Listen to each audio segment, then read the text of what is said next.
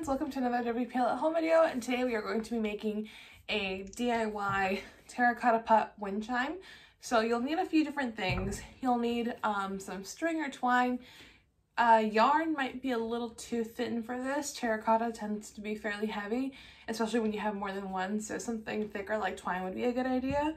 You'll need some beads that are big enough that they won't let the terracotta pots slip through their little holes and will actually keep them up. So this is actually for jewelry. They're just wooden beads, but you can see that they come on a string. So I am just going to cut these off, and these should be more than big enough. You'll need some paint. I've got some acrylic paint, and that should work just fine. You'll also need a paintbrush, something to put your paint on. I would recommend using some plates to put the actual pots on while you're working on them so that your workstation doesn't get dirty.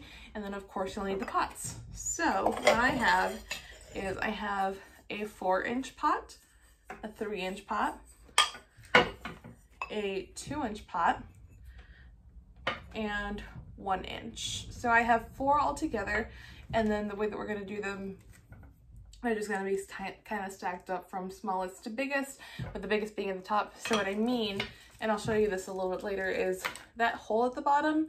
Most terracotta pots will have it, and you'll need it so that you can connect all of them together. But you'll want to make sure that whatever bead you pick is big enough so that it won't go through that hole, which is what'll keep it from that'll keep it up and keep it from falling down. And obviously, if you go with a bigger pot, so the next one up might be, I believe, 5 inches or 6 inches, then you would need a bigger bead just to make sure that it doesn't go through. So that's all we're gonna need. Let's get started on decorating. Okay friends, so I took the little sticker that goes on the bottom with the barcode off just to make sure that that wasn't gonna be a problem while we were painting. Get any of the residue off that you can. If there's some still stuck on there, that's okay.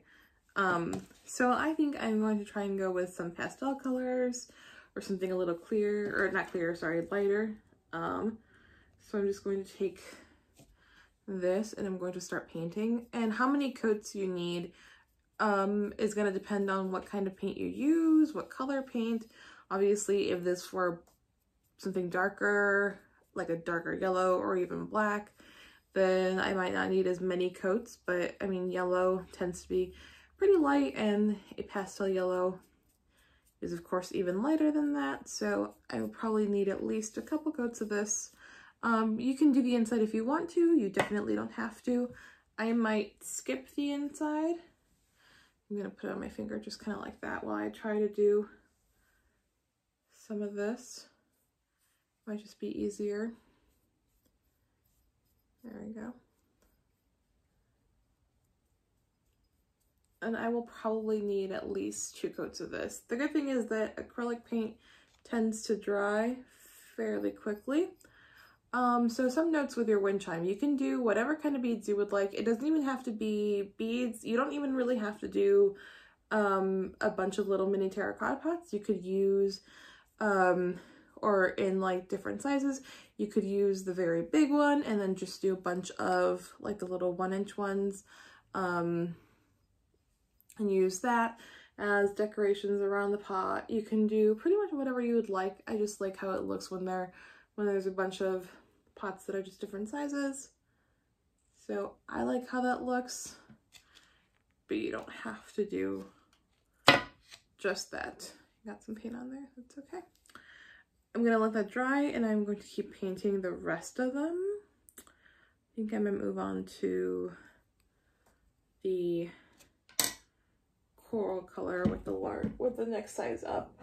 I will say, if you are planning on keeping this outside, just be careful not to keep it out during like the really, really cold winter months, because from what I understand, terracotta can crack and just kind of explode if it's out in the cold or something like that. So just be careful. Once it starts to get colder, especially you know, the area that we live in, there are definitely colder and hotter months of the year.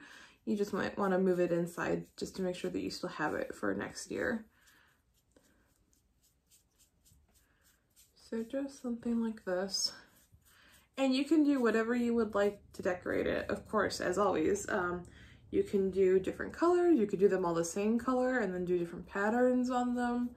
I just really like the idea of doing different colors. And the fun thing about this is that if you have any little ones, then they can all help as well.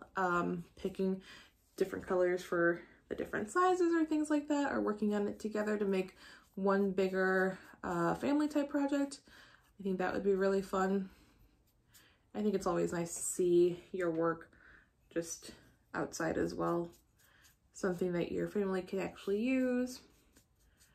So I'm going to be doing that. Okay.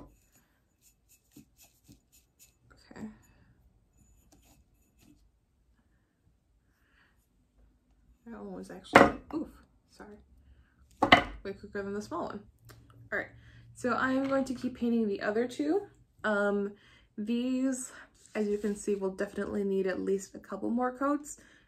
Like I said, acrylic doesn't take very long to dry at all. So I am going to keep painting, and then I am going to do a couple different coats on all of these. I'm pretty sure I'll need at least 2 coats per pot, if not more. And then once that is ready, we will put them together. If you end up getting beads like this, you can of course paint them. I actually like how the white looks on this, so I am not going to paint these. Plus they won't be very visible anyway, but if you wanted to, you could. So I will be back when these are ready to start stacking. Okay friends, so as you can see, these are fully dry now. It's been a few hours and I left them there. I really like the colors. So now we can move on to this next part. And for this next part, you're gonna wanna have a really, really, really, really long string or thread or piece of twine, whatever you are using for this part. It'll be much, much better to have way more than you think you'll need, as opposed to not having enough. Not way more, but just making sure that it is long enough for what we're gonna do. So I'm gonna take this and start pulling it through. And I'm gonna try and make a knot here toward the bottom. And it'll be several knots, so just make sure that you give yourself lots of space, because you wanna make sure that this knot that we're making right now is enough to hold the rest of the beads and the rest of the pots, and still not enough that it'll go through. So something like that. Just make a couple more.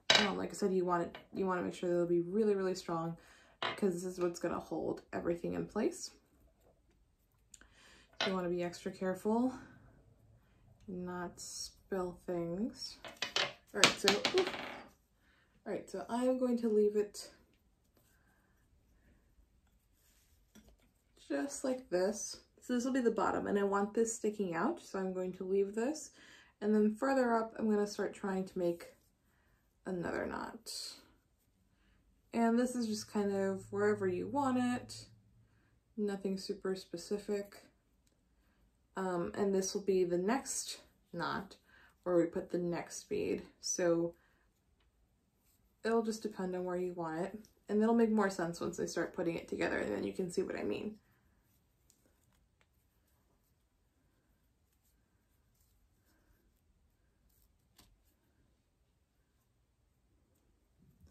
So you might end up with a couple knots right there. That's okay. So you just want to keep joining it. I think that should be pretty good. Kind of like this. And then you're going to take the other end of your string, this is my twine, and put that through just like that. Oops, sorry, that is loud. Just like that.